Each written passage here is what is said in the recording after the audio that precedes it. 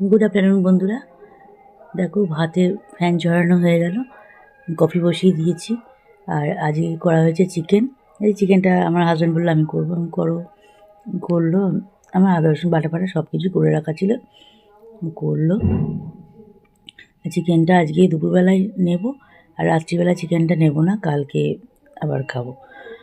আর কফিটা হচ্ছে, কারণ চিকেনটা আজকে শুধুমাত্র লাঞ্চেতেই আমরা নেব।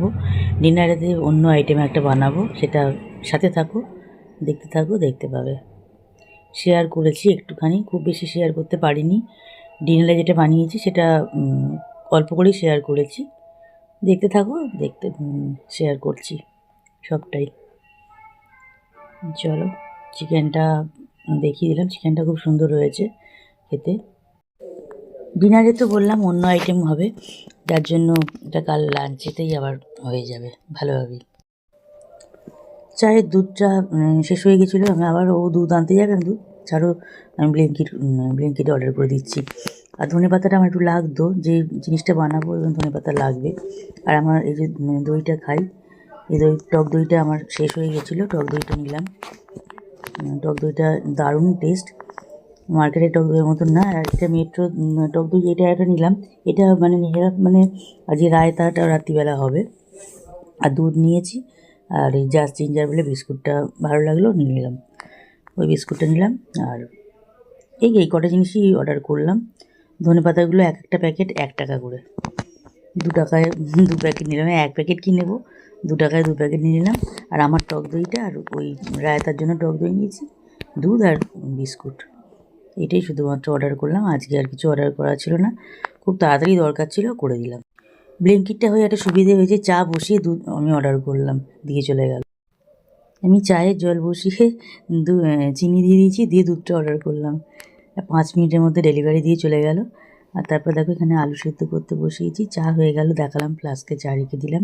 আর আমাদের চা নিয়ে নিয়েছি, শাশুড়িমাকে চা দিয়ে দিয়েছি, হাজব্যান্ডকে দিয়ে দিয়েছি চা, ওদের দুজনকে চা দিয়ে দিয়েছি। আর আমার চাটা আমি নিয়ে এসেছি ঘরে, চা খাই, খেয়ে তারপরে আলুগুলো ততক্ষণ সিদ্ধ করতে বসিয়ে এসেছি। আলু সেদ্ধটা হয়ে যাবে, তারপর ছাড়িয়ে ঠান্ডা হলে তারপর ছাড়াবো। এখন একটু বসি, চা খাই, তারপরে কাজে নামবো। আবার ডিনারে যেটা বানাবো সেটা করতে শুরু করব। এই দেখো আলু সিদ্ধ হয়ে গেছিলো, পেঁয়াজ লঙ্কা কুচো আর ধনে পাতাটা বললাম ওটা একটু কেটে নিলাম, নিয়ে এই পুরটা বানালাম। আগে পেঁয়াজ লঙ্কা ধনে পাতাটা একটুখানি ভেজে নিলাম সামান্য একটু নুন দিয়ে। আর এদিকে আলুর সেদ্ধটা তো ভালোভাবে চটকে মেখে নিয়ে ওর মধ্যে চিলি ফ্লেক্স, নুন, হলুদ গুঁড়ো, লঙ্কা গুঁড়ো, ধনে গুঁড়ো, জিরে গুঁড়ো, একটু গরম মশলা গুঁড়ো দিয়েছি, একটু চিকেন মশলা দিয়েছি, টমেটো সস একটু দিয়েছি, দিয়ে সামান্য একটু চিনি দিয়েছি, আর পরিমাণ মতো নুন দিয়ে দিয়েছি। দিয়ে খুব ভালো করে মেখে নিলাম। মেখে নিয়ে একটা সুন্দর একটা টেস্টি পুর দেখো তৈরি হয়ে গেছে। তারপরে ওই পেঁয়াজ লঙ্কা ধনেপাতা এটার ভাজাটার সাথে ভালো করে মিশিয়ে দিয়ে একদম পুরো রেডি করে নিয়ে এই কড়া থেকে একদম ঢেলে নিলাম, এই জায়গাটা ঢেলে নিয়ে ঠান্ডা করে নিয়েছি। বড় বড় করে লেচিগুলো করে নিয়েছি, আলুর পরোটা করব। দেখে নিশ্চয়ই তোমরা বুঝতেই পেরেছিলে, এটা আজকে আলুর পরোটা রাত্রিটা হবে। আর রায়তা, আজকে তরকারি করতে ইচ্ছে হলো না, তরকারি দিয়ে খেতে ভালো লাগে না, আলুর পরোটা রায়তা দিয়ে বেশি ভালো লাগে খেতে। আর এই দেখো এইরকম সাইজ হয়েছে, যথেষ্ট বড় বড় হয়েছে। আর ভেতরে ঠেসে পুর দিয়েছি, ফাটিয়ে নি, কিচ্ছু হয়নি, এত সুন্দর এটা হয়ে যায়। প্রত্যেকটা সুন্দর সুন্দরভাবে ফুলে উঠেছে, খুব সুন্দর করে ফুলে উঠছিল। আর কিছুটা পুর রেখে দিলাম, মানে 12টা বানিয়েছি।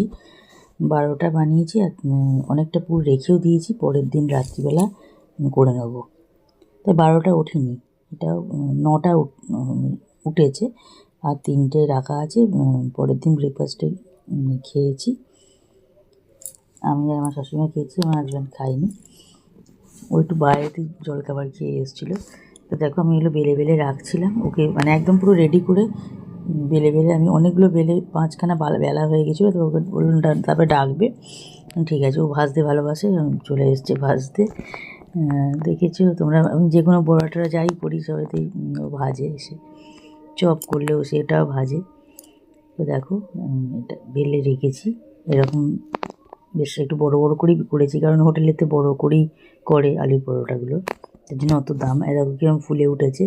এটা তো দেখাতেই হবে, দাঁড়াও। আমি বানাতে বানাতে আবার হাত মুছে নিয়ে আবার দেখালাম যে দেখো কীরকম ফুলছে, দেখো।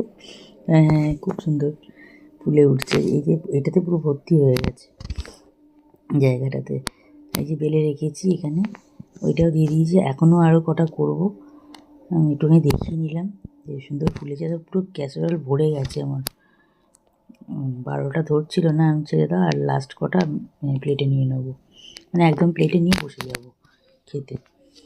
গরম গরম একদম বানিয়ে নিয়ে হাতে তোলা যাচ্ছে না, একদম খেতে বসে গেছি। দেখো কীরকম ফুলেছে, কি সুন্দর ফুল ছিল। এটা আমি একটাই দেখালাম, এরকম প্রত্যেকটাই ফুলেছে, খুব সুন্দরভাবে ফুলে উঠেছে। আর সত্যি দারুণ টেস্টি হয়েছে। আজ রাতেও বানিয়ে নেবো আলুর পরোটা। আর রায়তা আছে, রাখা আছে। এই যে রায়তাটা, এটা আমি যখন অ্যাভন করতাম, অ্যাভনেতে পেয়েছি। আমার এই চপার ব্লেন্ডারটা ট্রুওয়্যার কোম্পানির। এটা আমি যখন অ্যাভন করতাম, অ্যাভনেতে আমি পেয়েছি। অনেক দামি জিনিসটা। অ্যাভনে খুব ভালো ভালো গিফটগুলো দিত। আমি যে কন্টেনারটা ইউজ করি, মাইক্রোওভেনে গরম করি খাবারগুলো, ওগুলো আমার অ্যাভনেতেই পাওয়া। দেখবে দুটো সেট যেটা ব্যবহার করি কমলা রঙের, ওটা অ্যাভনেতেই পাওয়া। অ্যাভনে প্রচুর গিফট পেয়েছি। এই ঠাকুর, বেরো বেরো, ঠাকুর ঘরে ঢুকছিস কেন তুই? বকুনি খেয়ে কিরম ঘুরে দাঁড়ালো, দেখো না, দেখো যেরকম হচ্ছে ঠাকুর ঘর থেকে কত কিছু খেয়েও বেরিয়েছে। খাওয়া হয়ে গেছে, এদিক থেকে তাকিয়েছি, ও কখন ঠাকুর ঘর ঢুকে পড়েছে। তাই বেরিয়ে এসেছে, বেরিয়ে বার করেছি তাকে বাইরে। ওর কারবার দেখলে, ও খাওয়া হয়ে গেছে, খেয়ে টেয়ে নিয়ে একদম মানে সারা বাড়িতে ওর অবাড়িতেও দেয়, চারদিকে ঘুরে বেড়াবে। আমি একটুখানি খেয়াল করিনি, টেবিলটার দিকে মুছছি, ও তার ফাঁক দিয়ে ও ঢুকে গেছে ঠাকুর ঘরে। সে তাড়াতাড়ি করে ঠাকুর ঘর থেকে বার করেছি। আমি সে গিয়ে বেরো ঠাকুর ঘর থেকে। ভিডিওটা আজকে এখানেই এন্ড করলাম। ভিডিওটা আর কিছু বাড়ালাম না, ছোট করে একটা ভিডিও দিলাম। তোমরা সবাই দেখো, সাথে থেকো, কমেন্ট করো, লাইক করো, সাবস্ক্রাইব করে দিও চ্যানেলটা, দিয়ে পাশে থেকো সবাই। লাইক অবশ্যই করো, শেয়ার করো, চ্যানেলটা সাবস্ক্রাইব করে দিও।